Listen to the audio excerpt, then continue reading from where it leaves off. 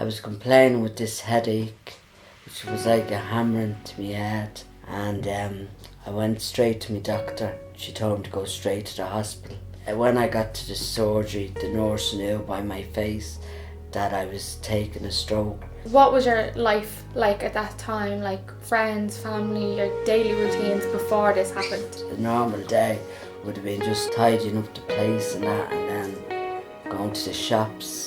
And would you be always kind of busy? Like, was Yeah, that your daily yeah. thing? That's what mostly would be my daily routine, like.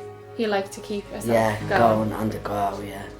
At first, when it first happened, what was the pain like? It was like someone hammering at my head. That's the only way I can describe it. It was like a hammering, right at the back of your head. That's what it felt like anyway.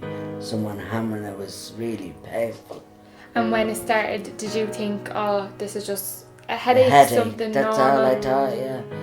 I thought it was just a normal headache, where I didn't really suffer with headaches like before that, And it just kind of happened. And it just happened so sudden, yeah. when you went to your own doctor first, was it your GP? Yeah, my own doctor wasn't there on the morning. It was a lady doctor, which I reckon saved me life, that was on that morning. Like, she knew by me that there was something seriously wrong, on the morning, like, that happened. You didn't know this doctor before, right? No? No, she was just standing in for my own doctor. And what did the doctor say when you first walked in and you described your symptoms and what was happening? She said, what she said she thought was a blade, an aneurysm, which was the first time I ever heard the word aneurysm in my life, so I didn't know till I got to the hospital and they had to do an MRI scan, and they could say it was a blade. So they sort of kept me overnight in James's, and then the next day I was shifted to Beaumont. And what kind of treatment and physiotherapy did you have to endure during the treatment? They said it was an induced coma, which is they put you in the induced coma. I wasn't actually in like a normal person, so they didn't know how bad the stroke was or what sort of a stroke I had till I came out of it. But unfortunately with my stroke, it was a very bad stroke, it was one of the worst strokes you could take, it wasn't like a mild stroke or a... And how old were you when this happened? 41, I think I was 41. And would that have been very unusual for the age that you had this serious stroke? Said I was very young to have a stroke. And when you woke up, what state were you in? Well, I just looked to my left side. I remember that.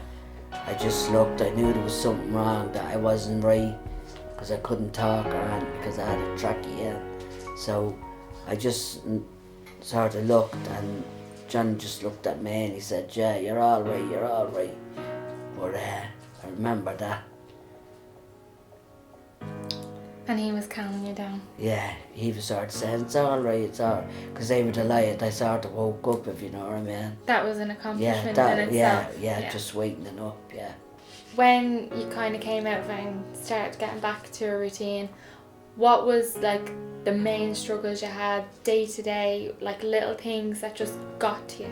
I suppose trying to get out of the bed was the most difficult thing, and just going into the toilet, but then I had other problems as well because of my legs, so that was one of the things that sticks out now.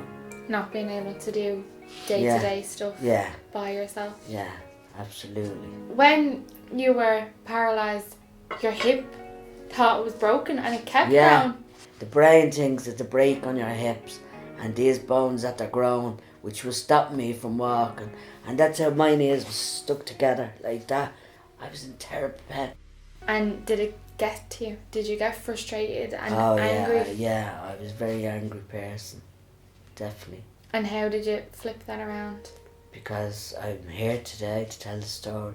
You lived through it. Yeah. You've come so far since obviously the incident a few years ago, and you've achieved a lot. What accomplishments have stood out since then? Well, I'm able to go out walking on my own just with the aid of a stick, and You know, I'd walk for miles now, you know, because I'm on my feet. So that's one of the big achievements, I think, day to day that I can do. I love to get up and do, whether it's the kitchen or a bit of washing or whatever, just normal things, like, you know, and that gets me through the day. If I can do a bit of work like that, like, you know. And you love walking, don't you? I love walking, yeah. And you've done the women's mini marathon. Yeah, and I'm going to do it again this year, please God. The marathon was a big achievement now in my life, absolutely. And I got the medal. You That was finished. the main thing. Yeah. That was a big achievement now, absolutely.